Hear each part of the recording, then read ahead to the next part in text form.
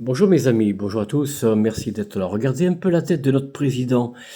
Notre bien-aimé président Emmanuel Macron, lundi prochain, va vous faire une déclaration officielle pour cimenter enfin l'union entre l'État français et la franc-maçonnerie.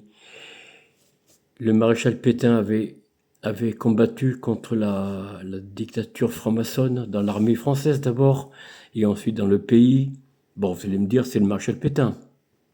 Mais même le général de Gaulle, qui a admis le retour de la franc-maçonnerie, ne leur a pas permis néanmoins de prendre les leviers de l'État. Eh bien, Emmanuel Macron, lui, oui, il permettra, mais c'est déjà fait, remarquez depuis bien longtemps.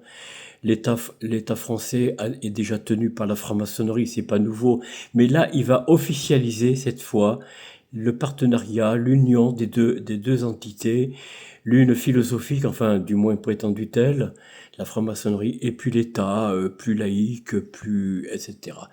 Maintenant, une autre actualité que je voulais vous donner rapidement, chers amis, c'est le nouveau pape qui pourrait être élu éventuellement. Regardez bien. Et oui, encore lui, Emmanuel Macron. Et pourquoi je montre Emmanuel Macron avec la mitre de pape? C'est parce qu'il s'est mêlé il y a 2 jours, 2, 3 jours. Il est allé à Rome rencontrer les cardinaux juste un peu avant. Alors ce sera autour du 7 ou du 8 le conclave.